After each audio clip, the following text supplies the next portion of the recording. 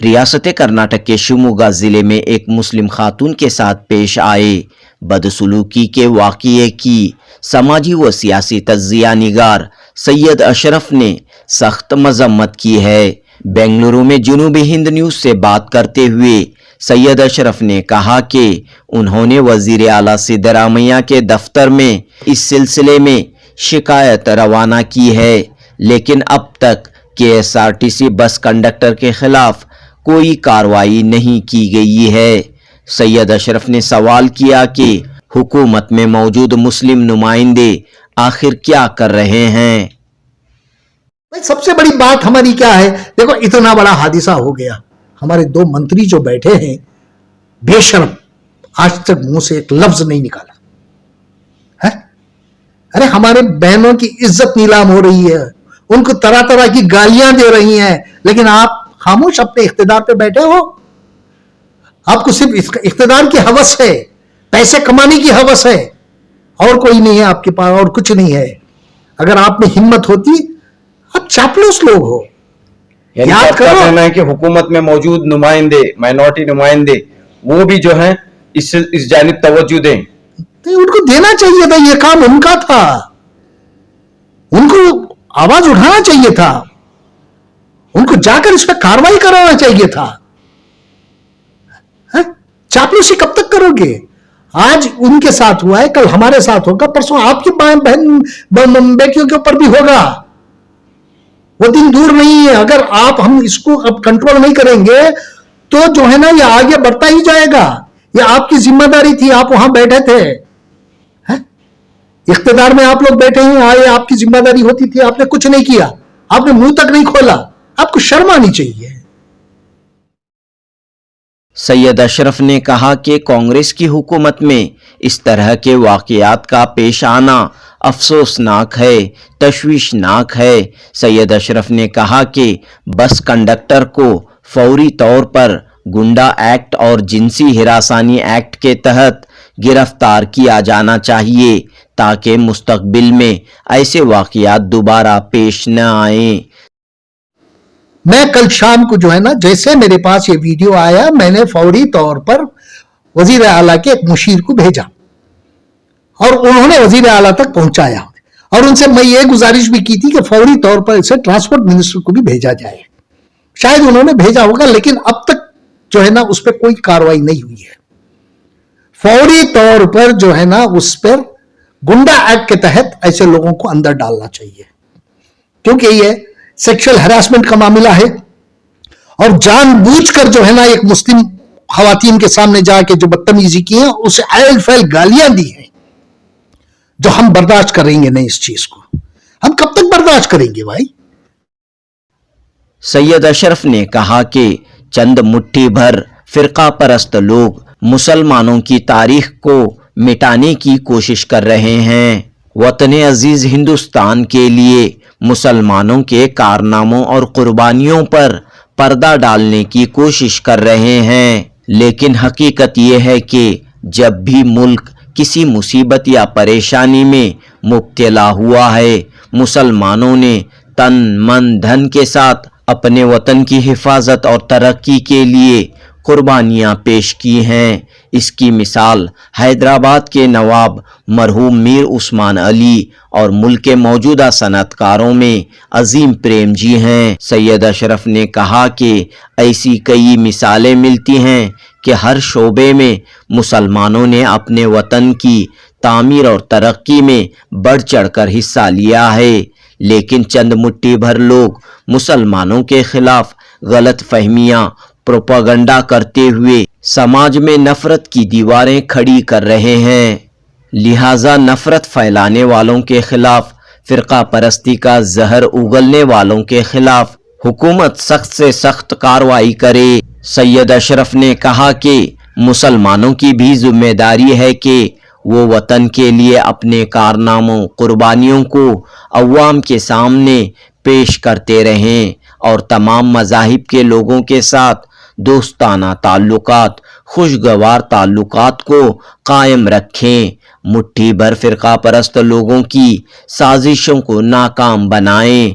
तुम प्यार की सौगात लिए घर से तो निकलो, तुम प्यार की सौगात लिए घर से तो निकलो, रास्ते में तुम्हें कोई भी दुश्मन न मिलेगा।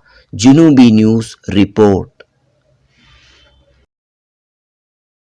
मैंने देखा कि एक मामूली कंडक्टर इतनी गलत ये इस्तेमाल किया, लफ्ज इस्तेमाल किया, वो कहने से भी शर्म आ रही है। कहने से क्या, सुनने में भी शर्म आती थी। इतनी बदतमीजी से पेश आया है। एक मुसलमान औरत है, मुस्लिम खातून है, और वो अपना शिवमोगा से भद्रावती के लिए सफर कर रही थी। तो ये जो है ना, सारी औरतों को बस में जाना फ्री है। KSRTC के किसी भी बस में कोई भी औरत कहीं से कहीं भी सफर कर सकती है। ये गवर्नमेंट की पॉलिसी है, और इसके लिए जो है ना, गवर्नमेंट से ऑर्डर भी निकल चुके हैं। ये 2 महीने 1.5 महीने से जो है ना, बाकायदा ये औरतों के लिए फ्री चल रहे हैं। लेकिन जब ये औरत इसमें बैठी थी, वो बुरखे में बैठी थी, तो कंडक्टर उसके पास गया है और जाके उसे इंसिस्ट किया है कि पैसा दे टिकट का। तो जब उस औरत ने उसे जवाब दिया कि भाई सारे औरतों के लिए फ्री है, तो मैं क्यों पैसा दूं, तो उसने कहा कि नहीं, तुम्हें पाकिस्तान में फ्री है, हिंदुस्तान में नहीं। तुम पाकिस्तान जाओ, वहां तुम्हारे लिए फ्री है, यहां नहीं। और सारे बस में बैठे लोग भी देख रहे हैं, और जिस तरह से बदतमीजी से पेश आ रहा था, सारे लोग बस में जो बैठे थे वो सहम गए थे। बद अखलाकी की एक हद हो गई कि कंडक्टर ने अनाप शनाप जो भी उसके मुंह में गालियां निकलती गई, ऐसा कहने लगा वो औरत को कि वो इतना ये हो पशेमान हो गई, वो रोने लगी। उसके बावजूद भी इसने उस पर वार करता रहा, गालियां देता रहा, और यहां तक कहने लगा तो कितने लोगों को पैदा हुई है। और ये जो है ना, बहुत शर्मनाक हादसा हुआ है। और एक मामूली सा ड्राइवर, उसको किसने इतनी बड़ी इजाजत दे दी, जबकि वो सारे दूसरे औरतें जो बस में सफर कर रही थी, उनसे उसने टिकट नहीं पूछा। ये सिर्फ मुसलमान औरत के पास जाके क्यों टिकट पूछा, उसके पास क्यों पैसा मांगा? ये अब फौरी तौर पे इस पे कार्रवाई होनी चाहिए। कार्रवाई ऐसी नहीं है कि खामखा जो है ना, उसे मुअत्तल कर दे या उसे सस्पेंड कर दे, इससे काम नहीं बनता।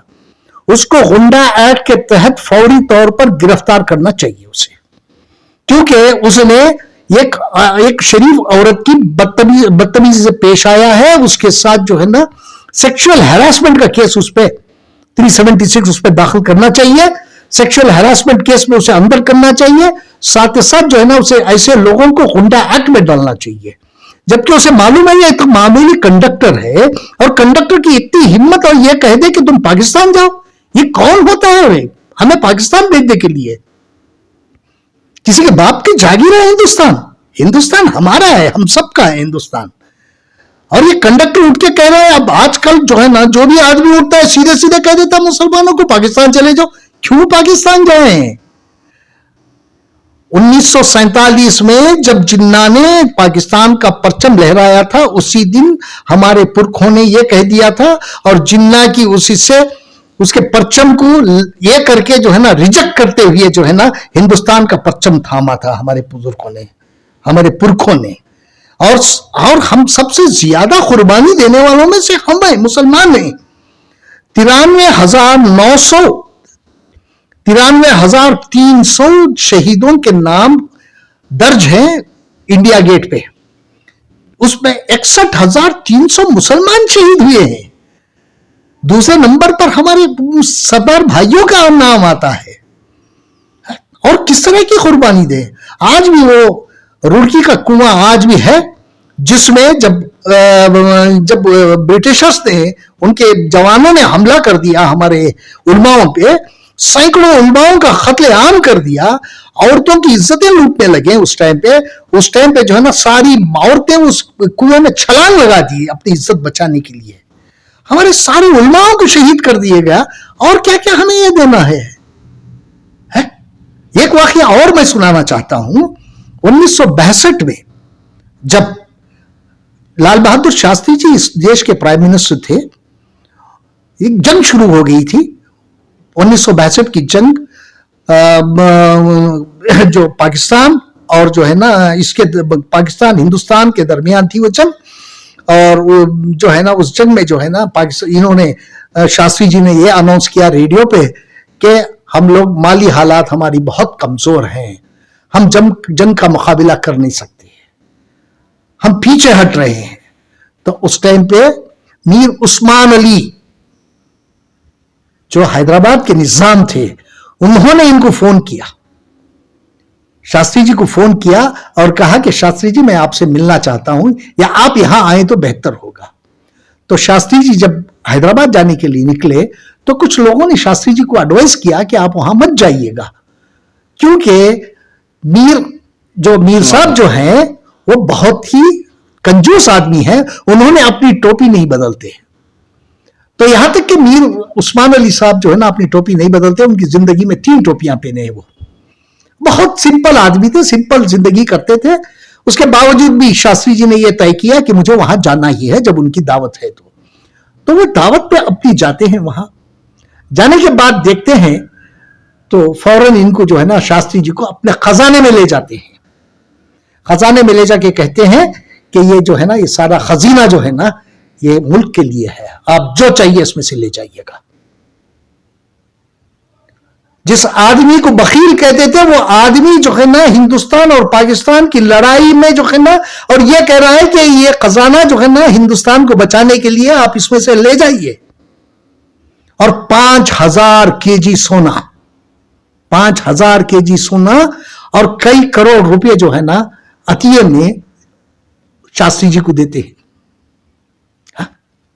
ये हमारा कंट्रीब्यूशन है, मुसलमानों का ये कंट्रीब्यूशन है। जब भी मुल्क पे कोई ना कोई आफत आई है तब जो है ना मुसलमान आगे बढ़कर आया है, तन मन धन से मुसलमान सपोर्ट करता है। ये हमारी ये गलती सिर्फ ये रह गई है कि हम बताते नहीं, क्योंकि हमें अल्लाह का फरमान भी यही है कि एक हाथ से दे दो तो दूसरे हाथ को पता ना चले, इसलिए हम बताते नहीं, दूसरे कौमों की तरह हम जताते नहीं, बताते नहीं। ये हमारी गलती हो गई है आज, और वो लोग समझते हैं कि हमने कुछ नहीं किया, हमारा कोई योगदान नहीं है इस देश के लिए। ये गलत है। क्यों ऐसे वाकयात पेश आ रहे हैं? हमने हाल ही में देखा कि जयपुर मुंबई एक्सप्रेस ट्रेन में एक आरपीएफ अहलकार ने निशानदेही करके नौजवानों को हलाक किया है। तो कैसे वाकयात पेश आ रहे हैं? और ये बात बताई जा रही है कि जो मुल्क में नफरत बढ़ रही है उसका ये असर है। तो यही वजह है कि जयपुर मुंबई एक्सप्रेस ट्रेन हो, या अभी आपने जो जिक्र किया शिवमोगा के एक बस में जो वाकया पेश आया है। देखिए, ये जो है ना नौजवानों के दिमागों में एक जहर भर दिया गया है। ये शरपसंद, मैं सबको नहीं कहता कि हिंदू भाइयों में भी बहुत ज्यादा तादाद उनकी हिंदू भाइयों की सेकुलर है। ये 2-4-5% जो है ना ये शरपसंद लोग हैं, इसको फैला रहे हैं, और ये जो है ना उनको शय देते हैं और ये कहते हैं कि तुम करो, हम पीछे हैं तुम्हारे। जब तक आप उस कड़ी को नहीं तोड़ेंगे ये होता रहेगा, क्योंकि यहां भी वही हुआ है, कर्नाटक में भी अभी यही हुआ है। शरपसंद उकसा रहे हैं, है? और हर जगह ये कहते हैं ना कि भाई हमारे मुसलमानों की लड़कियों से शादी करो और उनको लाओ रखो, 2-3 महीने बाद उसको तलाक दे दो, उसको छोड़ दो। ये शुरू किया है इन्होंने, क्योंकि हम देखिए, मैं ये बता रहा हूं कि जब तक हम आगे बढ़कर नहीं आएंगे, इसका मुकाबला नहीं करेंगे, ये लोग इसी तरह से हमारे ऊपर हमले करते रहेंगे।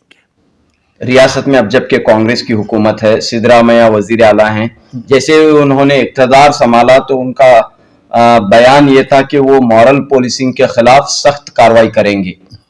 तो चंद एक मामलात में उन्होंने कार्रवाई भी की, लेकिन इसके बावजूद हम देख रहे हैं कैसे वाकयात पेश आ रहे हैं। देखिए, सिद्धरामैया जी के जो बयान हुआ, जो उन्होंने बयान दिया मॉरल पॉलिसिंग के खिलाफ वो कार्रवाई करेंगे, और उन्होंने कार्रवाई भी किया। तो अब क्या हो गया, जो लोग ये जो शरपसंद लोग जो है ना उनको जो है ना सरकारी नौकरियों में भर्ती कर दिए हैं, उनको मॉरल पुलिस वालों की जो मॉरल पुलिस वाले जो बनते थे वो इनको अब शय दे रहे हैं, इनको उठा रहे हैं। उनको मालूम हो गया है कि अब हम कुछ करेंगे तो हम अंदर जाएंगे, हमारे खिलाफ कार्रवाई होगी, हमारे ऊपर कानून कसेंगे, सरकार जो है ना सख्त कानून बनाए, सख्ती से हमारे ऊपर कार्रवाई करने की कोशिश करेगी। इसलिए जो है ना ऐसे लोगों को उकसा के जो है ना इसको, इस जहर को फैलाने की कोशिश हो रही है। इसको सरकार को इसको फौरी तौर पर रोकना चाहिए, क्योंकि जब तक इसको रोकेंगे नहीं है तो हमारी मां बहनें आज जो है ना सेफ नहीं रहेंगे। जब हमने आपको वोट दिया था, सरकार बनाई थी, देखिए हमारी कौम में यह ताकत है कि सरकारें हम बना भी सकते हैं और तोड़ भी सकते हैं, बिगाड़ भी सकते हैं। यह ताकत हमारे पास है। अभी हमने हाल ही में जो है बता दिया, बीजेपी की सरकार निकाल के हमने बता दिया 90% वोट मुसलमानों ने किया, 1 रुपया किसी से नहीं लिया। कोई पॉलिटिकल पार्टी या कांग्रेस ये नहीं कहेगी कि हमने मुसलमान को कोई वोट खरीदने के लिए हमने पैसा दिया है। नहीं, मुसलमान 1 रुपया नहीं लिया, किसी से कोई पैसा नहीं लिया, वॉलंटरली जाके जो है ना 90% उन्होंने वोट किया। क्यों? इसलिए वोट किया कि आप इलेक्शन से पहले ये कहे थे कि मुसलमानों की जान और माल की हिफाजत करेंगी सरकार। आज कहां कर रही है? हमारे जान और माल की हिफाजत नहीं हो रही, हमारे मां बहनों की को बेइज्जत किया जा रहा है, सरेआम उनको गालियां दी जा रही हैं। मैं कल शाम को जो है ना, जैसे मेरे पास ये वीडियो आया, मैंने फौरी तौर पर वजीर आला के एक मुशीर को भेजा और उन्होंने वजीर आला तक पहुंचाया और उनसे मैं ये गुजारिश भी की थी कि फौरी तौर पर इसे ट्रांसपोर्ट मिनिस्टर को भी भेजा जाए। शायद उन्होंने भेजा होगा, लेकिन अब तक जो है ना उस पर कोई कार्रवाई नहीं हुई है। फौरी तौर पर जो है ना उस पर गुंडा एक्ट के तहत ऐसे लोगों को अंदर डालना चाहिए, क्योंकि ये सेक्सुअल हैरासमेंट का मामला है और जानबूझकर जो है ना एक मुस्लिम खवातीन के सामने जाके जो बदतमीजी की है, उसे आयल फैल गालियां दी हैं, जो हम बर्दाश्त करेंगे नहीं। इस चीज को हम कब तक बर्दाश्त करेंगे भाई? देखिए, हमें जो है ना, हमें यह ताकीद होती है कि हम सब्र से काम करें। हम सब्र से काम कर रहे हैं, सब्र से हैं, क्योंकि अल्लाह ताला का भी यही फरमान है कि सब्र से काम करो। हम सब्र से काम कर रहे हैं। दूसरी जगह दूसरी बात की भी तलखीन होती है हमें, जुल्म मत सहो, ना जुल्म सहना है ना जुल्म करना है, इसकी भी हमें ताकीद होती है। यानी कि इस पर्टिकुलर मामले में आपने जो है आवाज उठाई है और इस मामले को वजीर आला के इल्म तक लाया है। हाँ, इसको वजीर आला के इल्म तक गया, लेकिन मुझे ताज्जुब है कि अभी तक कोई कार्रवाई नहीं हुई है। तो फौरी तौर पर इस पर कार्रवाई होनी चाहिए। मैं उस कंडक्टर की इसका सस्पेंशन को नहीं मांग नहीं कर रहा हूं, उसे उसकी बर्खास्तगी भी नौकरी से मांग नहीं कर रहा हूं। मेरी मांग ये है हुकूमत से कि वो फौरी तौर पर उसे गुंडा एक्ट में अंदर डालें और सेक्सुअल हैरासमेंट केस में उसे अंदर करें, क्योंकि उसने सरेआम, ये तो रिकॉर्ड में है ना, सरेआम उसने बेइज्जती की है और उसे हाथ से पकड़ के खींचा भी है उस औरत को। इसकी कितनी हिम्मत हो गई? हम खामोश बैठ जाएंगे? हम खामोश बिल्कुल नहीं बैठेंगे। हम इस चीज की चेतावनी देते हैं सरकार को, अगर फौरी तौर पर ऐसे लोगों की रोकथाम नहीं करेंगे तो आगे और भी इलेक्शन आने वाले हैं। हमें सड़कों पर आने का मौका मत दीजिएगा। हम जो है ना सड़क पर आकर जो है ना सरकार के खिलाफ कोई काम करना नहीं चाहते, क्योंकि सरकार हमने बनाई है, हम इसको रखना चाहते हैं, लेकिन सरकार की भी ये जिम्मेदारी होती है कि वो फौरी तौर पर ऐसे मामले होने से उसे रोके और जहां कहीं भी ऐसा मामला उठता है सख्त से सख्त कार्रवाई करे। देखिए, अगर उसे गुंडा एक्ट में नहीं डालेंगे, उसे खाली सस्पेंशन करेंगे, महीने 2 महीने बाद यही लोग इसे रीइंस्टेट कर देंगे उसे, और उसे ज्यादा ये मिलेगा, ताकत उसे और मिलेगी। इसे नहीं है, जब तक उसे ये एहसास ना हो जाए कि उसने गलती की सजा पाई है, उसे गुंडा एक्ट में डालना चाहिए, उसे फौरी तौर पर गिरफ्तार करना चाहिए। जैसे ही कर्नाटक के असेंबली इलेक्शन के रिजल्ट्स का ऐलान हुआ, राहुल गांधी ने यह बात कही कि यहां पर जो है नफरत की शिकस्त हुई है, नफरत की हार हुई है और मोहब्बत की जीत हुई है। देखो, मुसलमानों ने कांग्रेस को वोट इसलिए दिया कि बीजेपी के रोज रोज के जो है ना परेशानियों से तंग आ गए थे। पिछले इलेक्शन की बात मैं करता हूं कि मुसलमानों का वोट बट गया था। उस बटने की वजह हम लोग भी जो है ना कहीं बहक गए थे। वोट बटने की वजह जो है ना बीजेपी सरकार में आ गई। अब जो है ना हमने ये तय कर लिया था, मुसलमानों ने ये तय कर लिया था कि इस दफे जो है ना कांग्रेस को जिताना है, और कांग्रेस को इसलिए जिताया कि कांग्रेस ने हम लोगों को ये आश्वासन दिया था कि हमारी पूरी तरह से जो है ना हिफाजत करेंगे।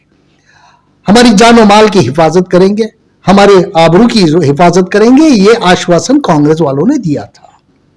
और ये जो है ना बीजेपी वालों की वजह जो है ना, कभी आ रहा है अजान का मामला, कभी आ रहा है हिजाब का मामला, कभी आ रहा है रिजर्वेशन का मामला, कभी आ रहा है हलाल का मामला, खाली यही चीजें होती रही इस पूरे इसमें, सब थक गए थे। और हम लोगों ने कांग्रेस को पूरी तरह से दिलो जान से हमने वोट देके उनकी सरकार बनाई। और ये श्री जो हमारे वजीर आला भी इस बात को स्वीकार किया, उन्होंने कई जगह कहा कि हमारे मुसलमानों की वजह हमारी सरकार बनी है। और डीके शिव कुमार जी ने भी ये बात कही है, और डॉक्टर परमेश्वर भाई ने ये बात कही है, और कई मंत्री जो है ना जहां जहां गए वहां जो है ना मुसलमानों की, जहां कहीं भी उन्होंने एड्रेस किया मुसलमानों को, वहां कहा कि आप ही की वजह जो है हमारी सरकार बनी है। जब आप मानते हैं इस चीज को तो हमारी हिफाजत क्यों नहीं करते, हमारी मां बहनों की हिफाजत क्यों नहीं करते? ऐसे गुंडों को क्यों खुला छोड़ते हैं आप? कब तक हम इसको बर्दाश्त करते रहेंगे? बर्दाश्त की भी एक हद होती है। खैर, कार्रवाई होनी चाहिए। सैयद अशरफ साहब, हम देखते हैं कि कांग्रेस की हुकूमत बने 2-3 माह हो गए हैं, तो जाहिर सी बात है कि हुकूमत के लिए भी एक चैलेंज है इस तरह के वाकयात, इस तरह के हालात को बदलना है, तो इसके लिए वक्त भी दरकार हो सकता है। देखिए, ऐसे चीजों के लिए वक्त कोई दरकार नहीं होता, फौरी तौर पर एक्शन लेने वाली बात है ये। जब तक आप एक्शन नहीं लेंगे, आज छोटा हादसा हुआ, पहले जो है ना हमारे एक कंडक्टर की टोपी उतरवा दी, उस औरत पे कोई एक्शन नहीं लिया गया। आज वही जो है ना दूसरा ये हादसा हो गया। अगर इस पे भी आप खामोश हो जाएंगे, एक्शन नहीं लेंगे, तो तीसरा इससे बड़ा हादसा आएगा, होने के चांसेस बहुत है। जब तक आप इसकी रोकथाम नहीं करेंगे, है? अरे हम ये नहीं कह रहे हैं कि भाई अबे कंडक्टर बेचारा अगर टोपी लगाया है तो कौन सी गलती कर दिया उसने, कौन सा जुर्म कर दिया, कौन सा मर्डर कर दिया उसने, उसकी टोपी उतारी जाती है और सरकार कोई एक्शन नहीं लेती। क्यों? आपने इलेक्शन से पहले हमें क्या आश्वासन दिया था, क्या भरोसा दिया था? उस भरोसे की तकमील करिएगा आप लोग। हम भीख नहीं मांग रहे आपसे भीख नहीं मांग रहे, हमारा हक मांग रहे हैं। जो आइन ने हमें दिया है वो हम हक मान रहे हैं।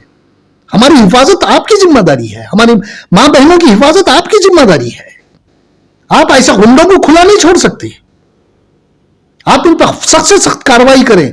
और जब कोई भी उठा अहरा गहरा नट्ठू कह देता है कि पाकिस्तान चले, तो क्यों हम पाकिस्तान चले जाएं? हम अपना एक जो है ना, जो हमने जो अपने ये दिया है, अपने आप को शहीद किया है, यहाँ एक हम बोलना शुरू कर दें तो इन लोगों के पास कोई जवाब नहीं रहेगा। हमारी जो कुर्बानियां हैं एक अरे आज आप नारा लगा रहे हैं जय हिंद का। जय हिंद का नारा आपको किसने दिया? एक मुसलमान ने दिया है जय हिंद का नारा। पता है कब दिया था आपको? सुनना चाहते हैं आप? जी बताइए।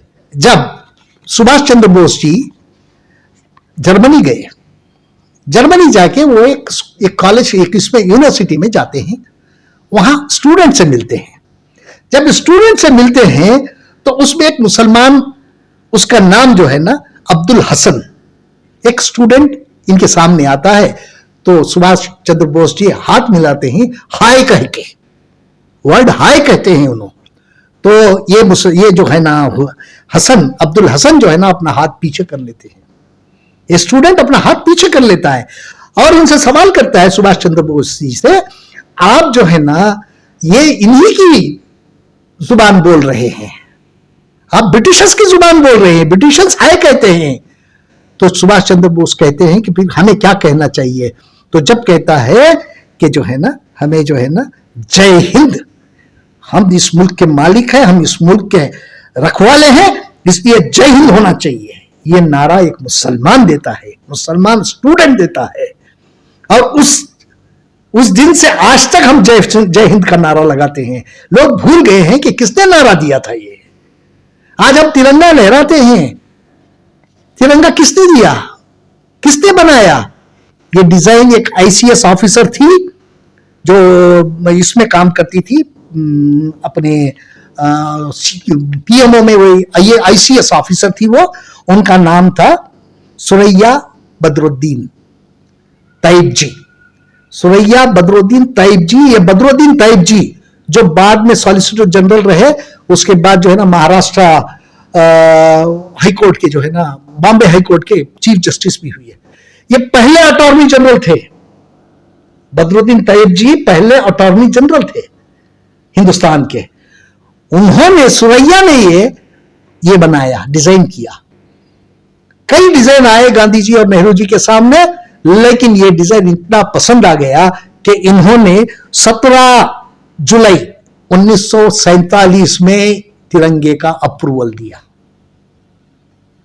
ये हमारी ये है, हमने इस मुल्क के साथ कोई गद्दारी नहीं की है। हमने जब भी मुल्क को जरूरत पड़ी है, हमने आगे बढ़कर काम किया है। अभी ले लीजिए कोविड का मामला, क्या क्या कितना, जहां जो है ना लाशों को फेंक के भाग गए थे, लेकिन मुसलमान भाई जो है ना उन लाशों को ले जाके जलाए, उन लाशों की तदफीन करे। हमारे हिंदू भाई लाशों को बाहर फेंक के चले गए थे।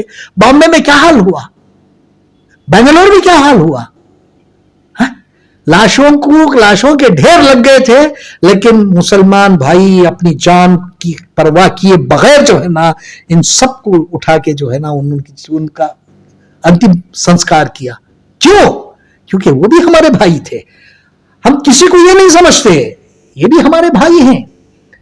देखिए, हमसे हिंदुस्तान है, हम ये नहीं कह रहे कि हमारे से हिंदुस्तान है, हमसे हिंदुस्तान है। हम क्या माने हैं? हिंदू और मुसलमान के। हिंदू और मुसलमान जब मिला तो ये हिंदुस्तान बना। क्यों हमारे पीछे पड़े हो? कब तक ये जहर घोलते रहोगे नौजवानों के इसमें? देखिए, जब कोविड का ये आया, सबसे बड़ा अतिया देने वाला, देखिए वर्ल्ड का सबसे बड़ा अतिया मीर उस्मान अली का आज की तारीख में भी उससे बड़ा अतिया कोई नहीं दिया है किसी भी सरकार को। जो मीर उस्मान अली ने, जो मरहूम ने जो अतिया दिया है हिंदुस्तानी गवर्नमेंट को, उतना बड़ा अतिया आज की तारीख तक कोई नहीं दिया है। नंबर 2, जब कोविड के जमाने में सरकार अतिया मांग रही थी, डोनेशन मांग रही थी, तो सबसे ज्यादा डोनेशन देने वाले प्रेम जी थे, अजीम प्रेम जी थे। उन्होंने खामोशी से पैसा तो दे दिया, लेकिन आंकड़े नहीं बताए उन्होंने कितना पैसा दिया, कितना डोनेशन दिया, क्योंकि अल्लाह का फरमान है। उन्होंने अल्लाह के फरमान को मान के दिया कि अगर तुम सीधे हाथ से देते हैं तो उल्टे हाथ को भी पता नहीं चलना चाहिए। उन्होंने उस पे जो है ना जाके सरकार को पैसा दे दिया और आंकड़े नहीं बताए उन्होंने अपनी जुबान से किसी को। ये सरकारी आंकड़े हैं। सरकार ने बाद में कहा कि सबसे ज्यादा डोनेशन कोविड में देने वाला आदमी था अजीम प्रेम जी। हम हर जगह हम अपना ये दिखा रहे हैं, जहां जरूरत पड़ती है हम आगे बढ़ के आए, हमारी कौम आगे बढ़कर आई है, लेकिन फिर भी हम सताए जा रहे हैं। क्यों? हमारी खामोशी का मतलब हरगिज हरगिज हमारी कमजोरी पे मत जाइएगा। हम कमजोर नहीं हैं, हम सब्र से काम ले रहे हैं। जहां हम सब्र से काम ले रहे हैं वहीं हमें इस बात की ताकीद भी होती है कि जुल्म मत सहो, जुल्म करना छोड़ दो हमारे ऊपर। सैयद अशरफ साहब, इस जहनियत को, इस माहौल को बदलने के लिए क्या क्या कोशिशें होनी चाहिए? एक ऐसी फिजा कायम हो कि जो हिंदू मुसलमान का जो इत्तेहाद है वो बरकरार रहे, मजबूत हो, आपस में भाईचारा फरोग दे, जो हिंदुस्तान की खूबी और खुसूसियत है गंगा जमनी तहजीब, वो कायम व दायम रहे। देखिए, ये सबसे पहले इसकी जिम्मेदारी सरकारों पे होती है। जहां कहीं भी जो भी सरकार हो, मैं ये नहीं कह रहा हूं सिर्फ कांग्रेस की सरकार की बात नहीं कर रहा हूं, सारे सरकारों की बात कर रहा हूं। जहां कहीं भी कोई भी सरकार हो, उसकी जिम्मेदारी अवाम के जान और माल की हिफाजत की जिम्मेदारी उस पे होती है। और कहीं कोई गड़बड़ ना हो, कोई हादसा ना हो और कोई जो है ना कम्युनल राइट्स ना हो, इसकी जिम्मेदारी सरकार पे होती है। आज मैं ये कहते हुए मुझे बहुत दुख होता है कि आज सरकारी अफसरान, सरकारी नौकर जो है ना, उन सब उनके दिमागों में जो है ना जहर घोल दिया गया है, मुसलमानों के खिलाफ जहर घोल दिया गया है। जहां कहीं भी जाते हैं मुसलमान जब किसी भी ऑफिस में जाता है तो उसे शक की निगाह से देखा जाता है, क्योंकि इस चीज को जो है ना मिटाना चाहिए। यह सरकार की जिम्मेदारी होती है। सरकार को चाहिए कि सब ऑफिसर्स को बुलाए बिठाए और कहे कि दूसरी कौमों की तरह मुसलमान भी वही है, ये भी इस देश का नागरिक है। इस देश की आजादी में इनका भी बहुत बड़ा योगदान है, दूसरी कौमों से ज्यादा हमारा योगदान है। ये तारीख है, मैं तारीख को कोई नहीं बदल सकता है। तारीख को मिटाने की कोशिश करेंगे लेकिन मिटने वाली नहीं है, कहीं ना कहीं वो तारीख निकल आएगी। तो ये सरकार की जिम्मेदारी होती है कि किस तरह से इसको कंट्रोल करे। देखिए, अगर सरकार चाहिए तो हर चीज कंट्रोल में आ जाएगी, सरकार के लिए कोई बड़ी बात नहीं है, क्योंकि जो कानून है, कानून सख्त है, उसको इंप्लीमेंट करने की जरूरत पड़ती है। मैं ये नहीं कह रहा कि कानून सिर्फ दूसरों के लिए इस्तेमाल करो, हमारे लिए इस्तेमाल नहीं करो। हम भी अगर गलती करते तो हमारे लिए भी कानून इस्तेमाल करो। हमारी भी गलती होती है तो हम पर भी कानून लागू करो। हम कानून से बड़े नहीं हैं, हम हिंदुस्तानी हैं, हम हिंदुस्तानी मुसलमान हैं।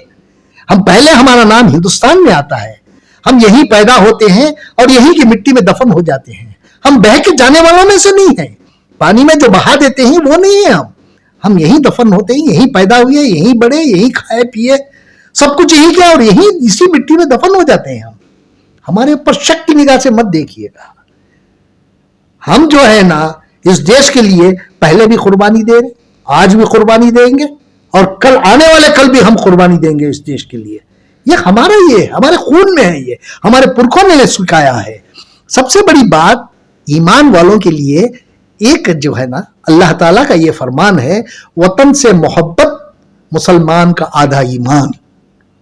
हम अगर वतन से मोहब्बत करते हैं तो हमारे पूरे ईमान की जगह आधा ईमान तो हमारा हो जाता है, सिर्फ वतन से मोहब्बत। हम वतन से मोहब्बत करने वालों में से वतन से गद्दारी कभी नहीं किया और ना करेंगे, ना करने वाले को देंगे।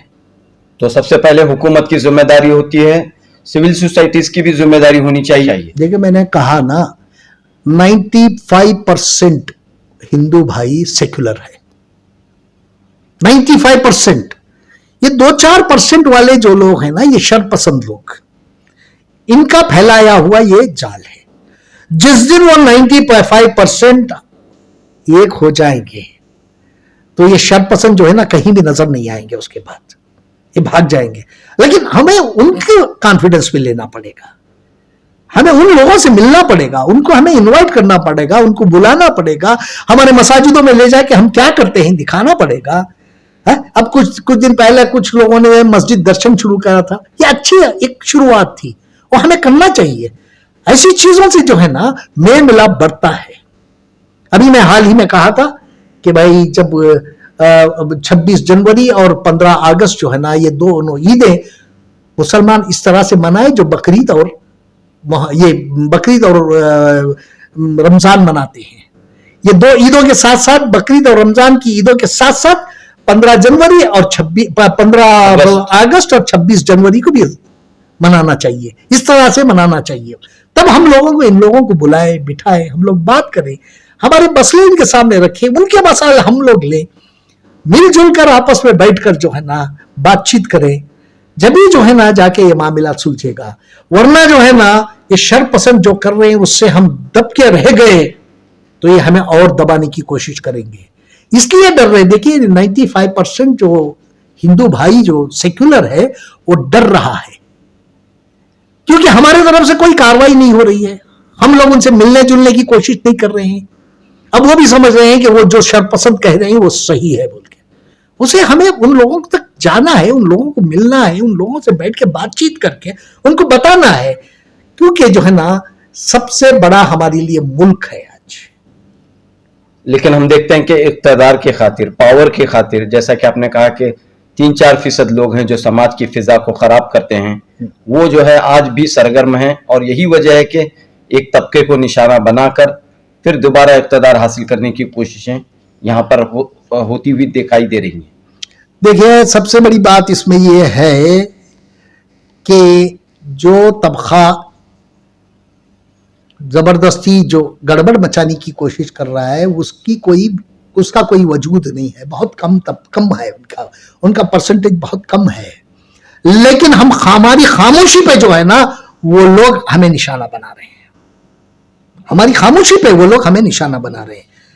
और ये कहते हैं, वो कहते हैं कि इनका हिंदुस्तान के लिए, इनके मुल्क के लिए कोई योगदान नहीं है, तो हमारी तरफ से कोई जवाब नहीं देता। अभी तो मैं आपको बता दिया हमारा क्या क्या योगदान है। जब भी मुल्क के लिए कोई परेशानी है, अब सबसे पहले मुसलमान सामने आया है।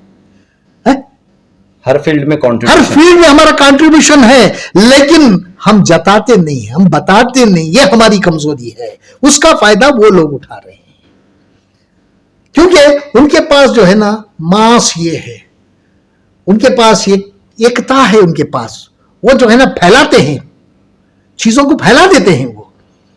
अब वो जो है ना लोग ये समझने लगते हैं कि भाई ये जो कह रहे हैं वो सही है, क्योंकि हमारी तरफ से कोई जवाब नहीं है। हम बताते नहीं है कि हमारा क्या योगदान है, हमें बताना चाहिए। जहां कहीं भी हम किसी से भी मिले, हमारा योगदान बताना चाहिए। हा? आज तिरंगा पूरे वर्ल्ड में लहराया 15 अगस्त को, हा? लेकिन वो एक मुसलमान का बनाया हुआ था ना, हा? मुसलमान ने डिजाइन किया था। हा? आज जय हिंद के नारे लग रहे हैं, वो भी एक मुसलमान का दिया हुआ नारा है। तो हमने क्या नहीं किया है इस देश के लिए? क्यों हमें क्यों निशाना बना रहे हैं? तो इस माहौल को बदलना चाहिए और इसके लिए हर जानिब से कोशिशें होनी चाहिए। नहीं, हर जानिब से कोशिश। देखिए, जब मैं आपको पहले भी बताया इस बात की कि सरकार अगर सही है, सरकार अच्छा सोचती है, हर तबके को लेकर चलना चाहती है सरकार, तो सरकार का दायित्व है, सरकार की जिम्मेदारी है कि वो जो है ना इन चीजों को जो है ना कंट्रोल करे। और सरकार के हाथ में कंट्रोल है। भाई सबसे बड़ी बात हमारी क्या है? देखो, इतना बड़ा हादसा हो गया, हमारे 2 मंत्री जो बैठे हैं बेशर्म, आज तक मुंह से एक लफ्ज नहीं निकाला है। अरे हमारे बहनों की इज्जत नीलाम हो रही है, उनको तरह तरह की गालियां दे रही हैं, लेकिन आप खामोश अपने इख्तिदार पे बैठे हो। आपको सिर्फ इख्तिदार की हवस है, पैसे कमाने की हवस है, और कोई नहीं है आपके पास, और कुछ नहीं है। अगर आप में हिम्मत होती, आप चापलूस लोग हो। याद करो, कहना है कि हुकूमत में मौजूद नुमाइंदे, माइनॉरिटी नुमाइंदे, वो भी जो है इस जानिब तवज्जो दें। तो उनको देना चाहिए था, ये काम उनका था, उनको आवाज उठाना चाहिए था, उनको जाकर इस पर कार्रवाई कराना चाहिए था। चापलूसी कब तक करोगे? आज उनके साथ हुआ है, कल हमारे साथ होगा, परसों आपकी बहन बेटियों के ऊपर भी होगा। वो दिन दूर नहीं है। अगर हम इसको अब कंट्रोल नहीं करेंगे तो जो है ना ये आगे बढ़ता ही जाएगा। ये आपकी जिम्मेदारी थी, आप वहां बैठे थे, इख्तिदार में आप लोग बैठे हैं, आए, आपकी जिम्मेदारी होती थी, आपने कुछ नहीं किया, आपने मुंह तक नहीं खोला। आपको शर्म आनी चाहिए। तो कुछ तो कहते, सारे पूरे हिंदुस्तान में वायरल हो रहा है ये वीडियो, आप तक भी पहुंचा होगा, आप खामोश क्यों हैं? आप बात करेंगे तो आपका इख्तिदार चले जाएगा। अरे ऐसे इख्तिदार को ठोकर मारता हूं मैं।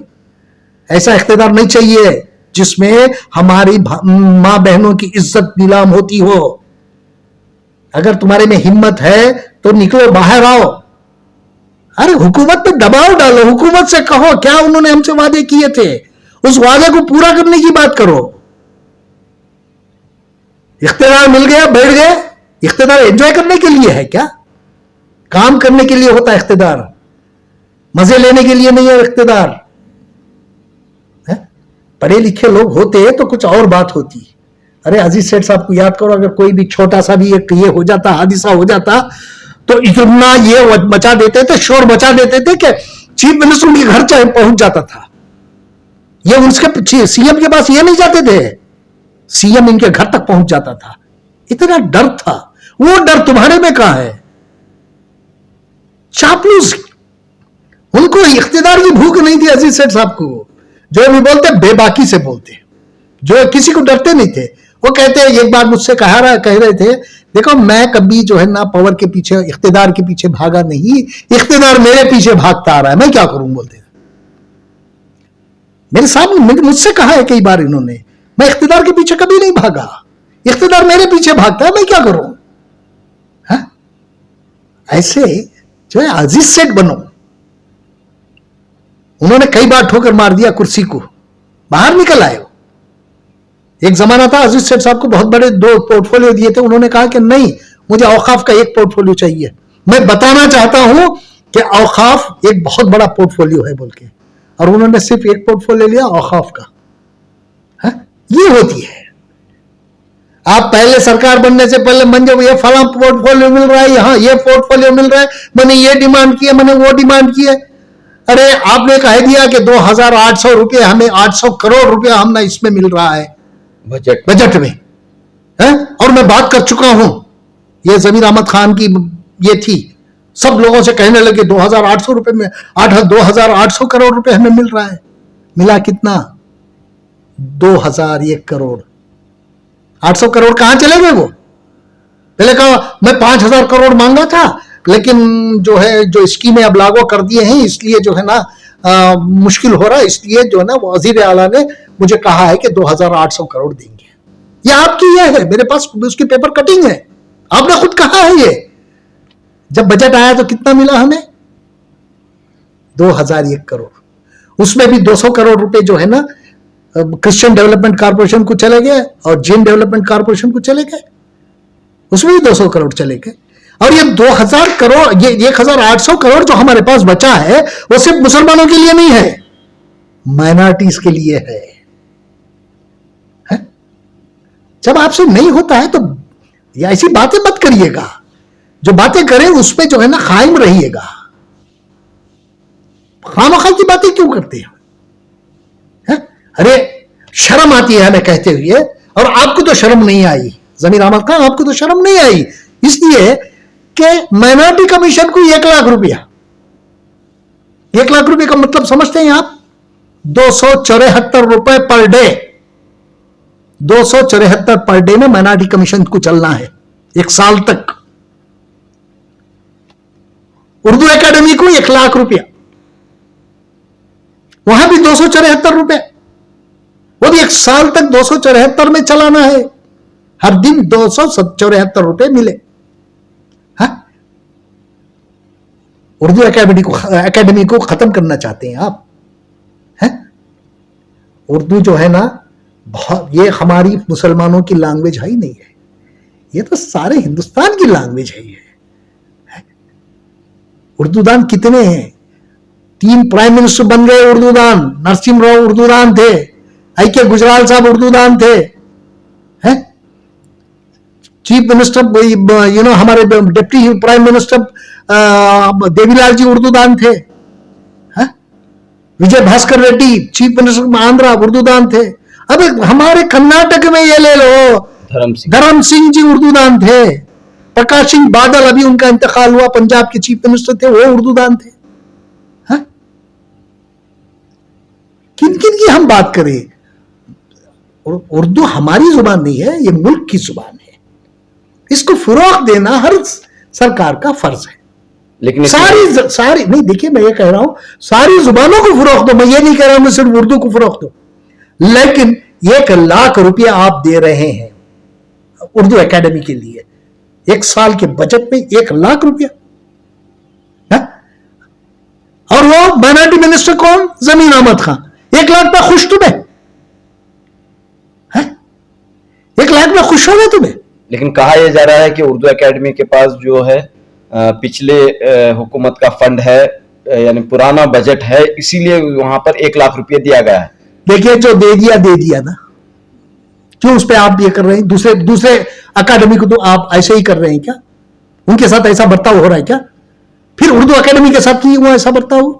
पिछला पैसा हमारे पास कुछ भी हो, आपने पैसा दे दिया था, हमने बचाया, उसको जो है ना आइंदा खर्च करेंगे हमें, लेकिन जो बजट में पैसा हमें उर्दू एकेडमी को मिलना चाहिए वो मिलना चाहिए, हमारा हक है। वो पिछली बात क्यों करते हैं? कई सालों पुराने जो बात आज क्यों उठा रहे हैं? क्या जरूरत है उसकी उठाने की? आपने पैसा दे दिया था, हमने उसे बचा के हम खर्च कर रहे हैं उसको, जब जरूरत पड़ेगी तब खर्च करेंगे हमें। हम खा तो नहीं रहे हैं, उसका गलत इस्तेमाल तो नहीं कर रहे हैं, लेकिन 1 लाख रुपए शर्म आती है। और वो भी जमीर अहमद खान माइनॉरिटी डेवलपमेंट के मिनिस्टर होते हुए 1 लाख पे खुश है। अरे शर्म करो भाई। सैयद अशरफ साहब, हमने देखा है कि नई हुकूमत में अब तक उर्दू के फरोग के लिए कोई बात नहीं हुई है। कोई पढ़ा लिखा हो तो ना बात करेगा, है? कोई उर्दू पढ़ा लिखा जाना हुआ तो बात करेगा ना। उर्दू बोल लेने से नहीं, लिखने पढ़ने से आती है उर्दू। बोल तो सब लेते हैं, उर्दू की तारीख मालूम हो तब तो बात करेंगे ना। अब जब उर्दू की तारीख ही आपको मालूम नहीं तो बात क्या करेंगे आप, है? पहले तारीख पढ़िएगा, उर्दू कब कहां से शुरू हुई, कैसे शुरू हुई। जब आपको इसके बारे में कोई तारीख ही मालूम नहीं है तो आप क्या बात करेंगे, आप उर्दू को क्या फिरोग देंगे, है? आप अपने को फिरोग दे रहे हैं ना के, किसी और को नहीं। जुबान बोल लेना और बात है, जुबान बोल लेना हर एक भी बोल लेता है, लेकिन उसको समझना, उसकी वो कहां से शुरू हुई, कैसे शुरू हुई, उसकी तारीख क्या है, ये जानने की कोशिश करें तो तब जाके आप बोल सकते हैं। आपको मालूमात ही नहीं है ना किसी चीज के। लेकिन हम देख रहे हैं कि उर्दू तंजीमें और उर्दू वाले भी खामोश हैं। देखिए, अब खामोश हैं या नहीं है ये तो मैं नहीं कह सकता, क्यों खामोश हैं इसका जवाब तो मेरे पास नहीं है। जब उर्दू दान है, उर्दू को अगर आप चाहते हैं, आप उर्दू को फरोग देना चाहते हैं, तो सबसे पहले ये जिम्मेदारी सरकार की होती है। जब आप हमें कुछ पैसा ही नहीं दें तो हम उर्दू को फरोग कैसे देंगे, हमारे अदीबों को क्या करेंगे, उनके बुक्स वगैरह हमें छुपाने के लिए, छपाने के लिए, ये करने के लिए पैसा तो चाहिए। जब हमारे पास कोई पैसा ही नहीं है, अरे इतने दिन हो गए उर्दू एकेडमी बनी नहीं है, उर्दू एकेडमी बनी नहीं है, कब से बनी नहीं है, पिछली सरकार में भी उर्दू एकेडमी नहीं बनी, मुबीर मुनव्वर साहब के बाद से आज तक उर्दू एकेडमी नहीं बनी। आप करना क्या चाहते हैं, सारे मुस्लिम अदारों को आप खत्म करने की कोशिश कर रहे हैं। उर्दू जो मुश्तरका तहजीब की जबान है, गंगा जमनी तहजीब की जबान है, उस जबान को फरोग देने की भी जिम्मेदारी हुकूमत पर है। माइनॉरिटीज की एक जबान है। देखिए, ये माइनॉरिटी जुबान नहीं, मैं इस चीज को मानता नहीं हूं। ये तो हिंदुस्तान की एक जुबान है, दूसरी जुबानों की तरह हिंदुस्तान की एक जुबान है, और हर जुबान की हिफाजत करना, हर जुबान को फरोग देना, ये हुकूमत का काम है जी। ये मुसलमानों की जुबान नहीं है।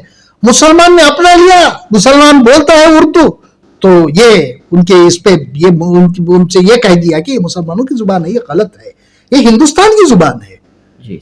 हिंदुस्तान के हर प्रांत में, हर स्टेट में बोली जाती है। आप कहीं भी चले जाइएगा, हिंदुस्तान की किसी भी कोने में चले जाइए, उर्दू बोली जाती है। सिर्फ मुसलमान बोलता है क्या? नहीं। अभी मैंने कई नाम गिनवा दिए आपको, कई नाम बता दिए मैंने उर्दू दानों के। हा? कितने शायर हैं, कितने अदीब हैं उर्दू के, गैर कौम ब्राह्मण्स कितने ही अदीब हैं, शायर हैं। एक पंडित जी हुआ करते थे बीएचयू में, बनारस हिंदी यूनिवर्सिटी में, पंडित जी उर्दू के पंडित थे। बताइए, वो मुसलमान नहीं थे वहां उर्दू के पंडित, एक पंडित थे, एक ब्राह्मण थे जो उर्दू के पंडित थे। बीएचयू सबसे बड़ी यूनिवर्सिटी है हिंदुस्तान की, बीएचयू में वो पंडित थे और उर्दू के पंडित थे, उर्दू के प्रोफेसर थे वो। काफी सारे नाम रहे हैं, जैसे गोपीचंद नारंग है, चंद्रभान ख्याल हैं, कई जो नाम थे, कई लोग हैं। कर्नाटक में ही रघुत्तम राय देसाई भी हैं जिन्होंने उर्दू की डिक्शनरी बनाई है। देखिए, एक अभी कुछ दिन पहले जब उर्दू एकेडमी का एक फंक्शन हुआ था, तो मैं वहां जाने का मुझे मौका मिला था। मैं भूल रहा हूं, एक लड़की उर्दू में पीएचडी करी जो गैर कौम थी। गैर कौम लड़की जो है ना, हिंदू बहन, उसने उर्दू में पीएचडी करके आई थी।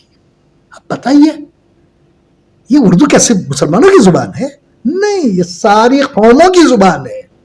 आप बंगाल चले जाइए, उर्दू बोली जाती है। आप असम चले जाइए, उर्दू बोलते हैं। आप नॉर्थ ईस्ट में चले जाइए, उर्दू बोलते हैं। आप बिहार में जाइए, उड़ीसा में जाइए, यूपी में जाइए, हरियाणा में जाइए, मध्य प्रदेश में जाइए, कर्नाटक में जाइए, महाराष्ट्र में जाइए, आंध्रा में, हर जगह उर्दू बोली जाती है। तो क्यों ये जुबान जो है ना, हिंदुस्तान की जुबान है।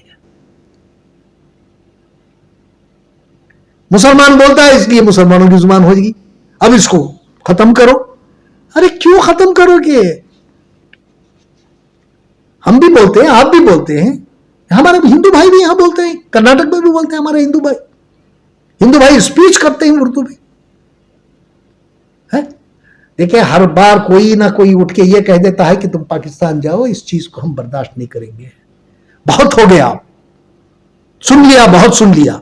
अब ये हुकूमत की जिम्मेदारी बनती है कि हुकूमत फौरी तौर पर ऐसे इस पे नकील कसे, ऐसे लोगों पर फौरन कार्रवाई करे और ऐसी कार्रवाई करे कि दोबारा ऐसी हरकत ना करे, क्योंकि जितना योगदान दूसरे कौमों का है इस देश की आजादी में, उससे ज्यादा मुसलमानों का योगदान है इसे। मुसलमानों के बगैर आजादी मुमकिन ही नहीं थी, मुसलमानों के बगैर आजादी मुमकिन ही नहीं थी।